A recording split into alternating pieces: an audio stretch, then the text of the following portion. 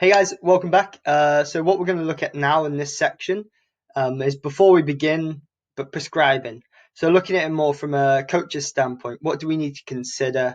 How do we consider it? And really, what does the literature say about all of this? How do we apply training? How do we do plyometric training?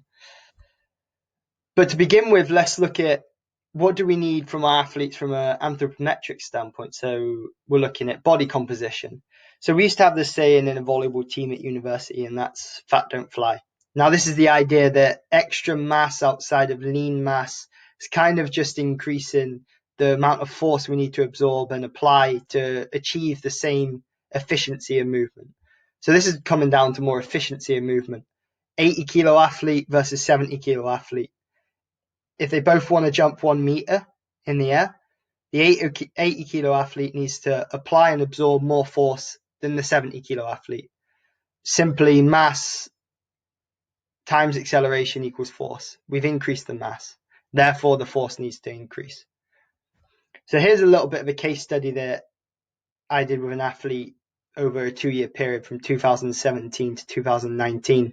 Now, you can see that we've decreased athlete weight. Now, block jump is a standing counter movement jump where you reach with one hand as high as you can. Spike jump is a 3-step approach, and then you jump and reach as high as you can with one hand. So very volleyball specific, but you can see that as weight decreases, block jump height increases, spike jump height increases, and then maintains. So all we're doing here is we're increasing the efficiency of movement within this athlete. He loses almost 5 kilos. So when we look at force equals mass times acceleration, we've taken 5 kilos off the mass. Therefore, the efficiency of movement is going to be higher. And also we're making him jump higher. So still, we're increasing the acceleration. So therefore, we're making him more plyometrically adept. So this is something that we need to consider as coaches as well. Is what else can we do alongside plyometric training? What else can we look at? This is one of the things. Now, considerations for intensity. Intensity is a bit of a gray area when we look at plyometrics, and it's very hard to control. Now, we need to consider the idea of what goes up must come down. Okay, so the higher we jump or drop our athlete from, the further it is down. This increases force, this increases loading. So we have a lot of things that go into kind of intensity, but the things that we can control as coaches is foot contacts, rest time, and exercise selection. Everything else is going to be individual to each athlete. Everyone has a different weight. Everyone has a different jump height. Everyone has a different speed of turnover. So we need to really think about how can we control our exercise selection? How can we control foot contacts? And what does the literature say about all of this? But the main thing we always need to come back to is quality over quantity. Always, no matter who we're training, no matter where we're training, when it's plyometric training, we want 100% rate of force development and muscular output. So we need to be looking at quality first over the quantity of our sessions. So how do we use intensity? So when we look at intensity, we have a number of different criteria almost we can change and we can adapt to increase or decrease intensity. So overhead goals, when we look at jumping, if we apply an overhead goal, we're going to increase the intensity. That's because we naturally are going to increase the intent of our competitive athletes. They're competitive for a reason. If we set an overhead goal, they're going to want to reach it every time.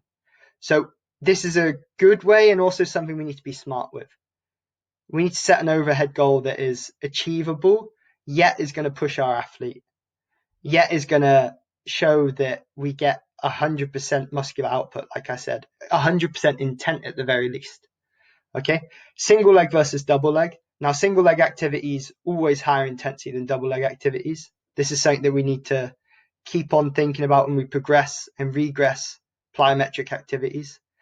Now, when we add weight, we actually lower the intensity to more of a moderate plyometric intensity, but we obviously increase the loading and the moment forces that we're going to be having on our athlete during those movements.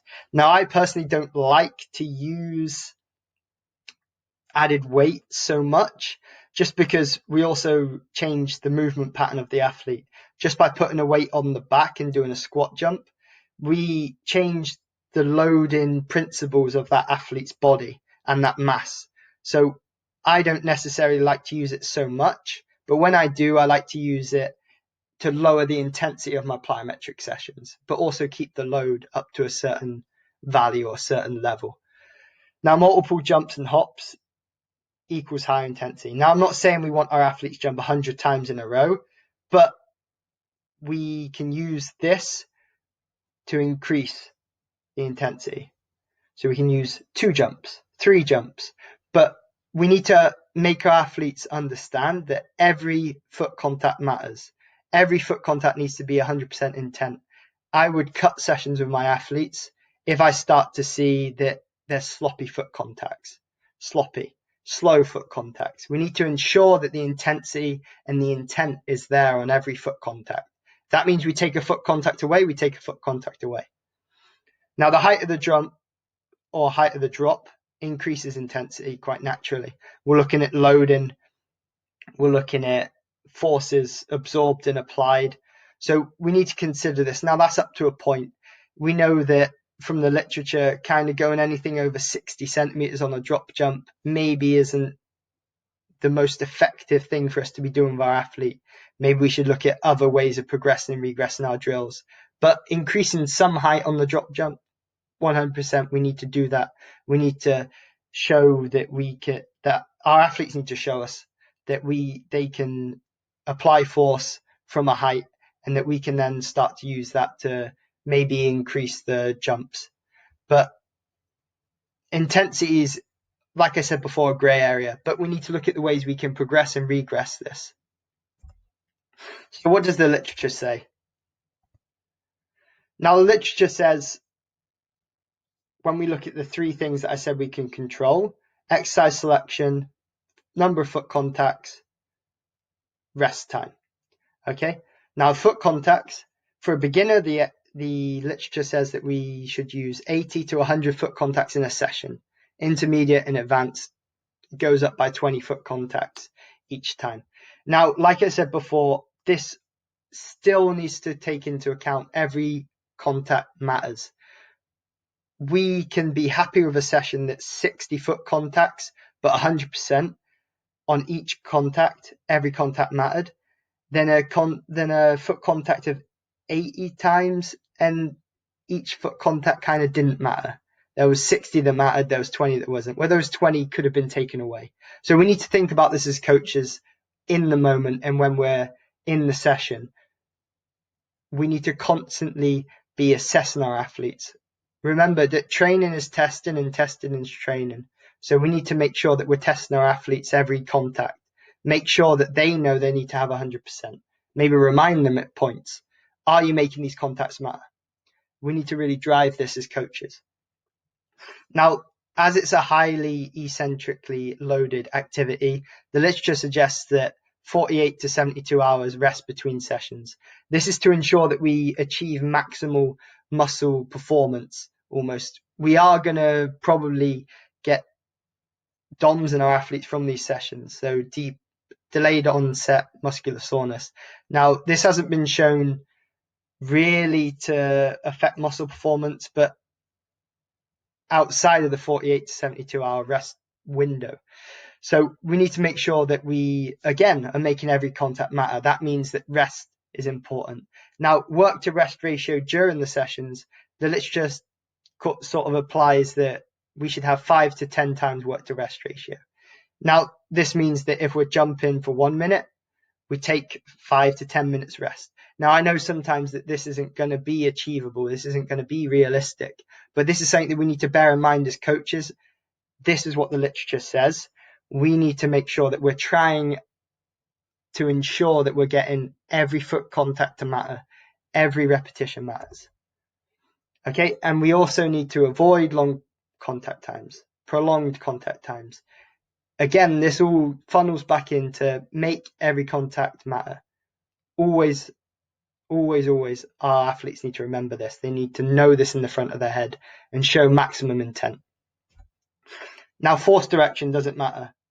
Of course, when we change the direction of the force, we're looking at horizontal, vertical, lateral, and rotational. When we change the direction of the force, we're changing the structures that we're challenging.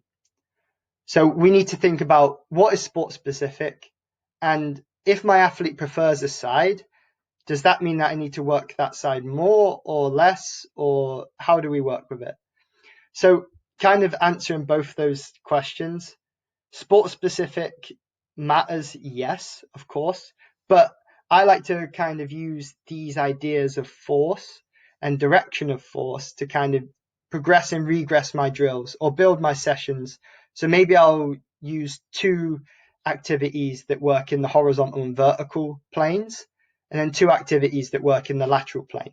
Now, rotational is a little bit more difficult because unless you have a sport that uses a kinetic chain, kind of an unwinding and a spring motion and a twisting motion, then anything where we're changing the direction of the force is going to be resisting rotation also. So we can think about that almost when we add a lateral hop to a horizontal bound, we're going to have to resist some form of rotation also. So this also leads into that our athletes need to have strong cores.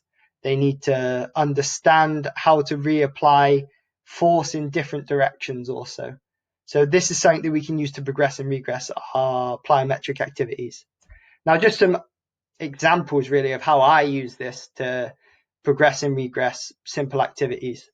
So when we look at directional plyometrics in the horizontal and vertical, we've got a simple box jump, drop jump, or depth jump. Okay.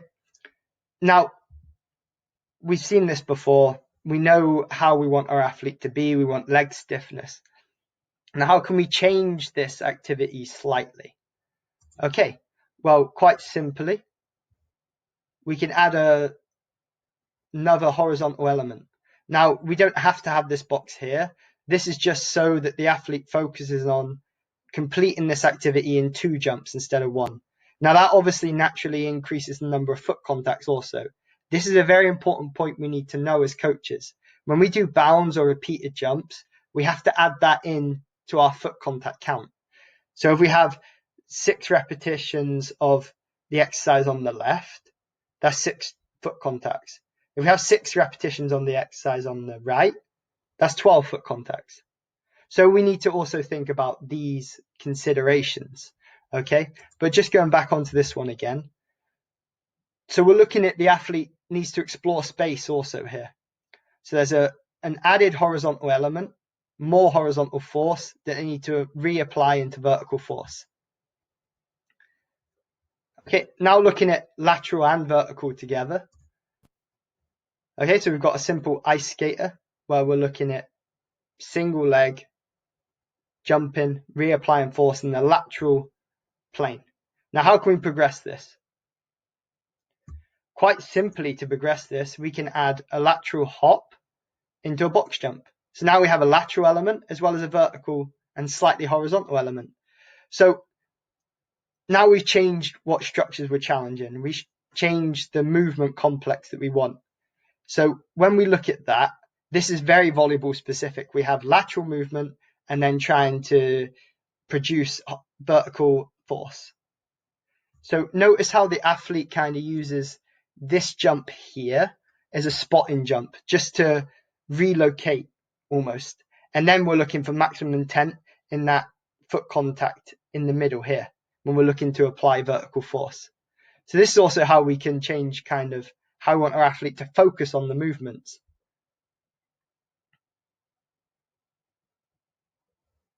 Okay, so we can use this idea to progress and regress our plyometric activities, looking at lateral, vertical, horizontal, and rotational. Now, just a quick reminder, what order do we teach these activities in? Now, this is something that we always need to keep in the forefront of our head. Okay, so it's coordination, force absorption, plyometric strength, true plyometrics. And when we go through this cycle almost, we can use this cycle to control the intensity also. We know that coordination will be the lowest intensity. We know that true plyometrics will be the highest intensity. So depending on our training block, we can always dip in and out of each kind of stage of this this hierarchy of this flow, that we can always use a block of force absorption when we want a little bit lower intensity, but we still want the focus to be on developing the right technique, developing the right movement patterns. Okay, well, thank you for listening. The next stage we're going to be moving on to is how we apply all of this in a sports setting.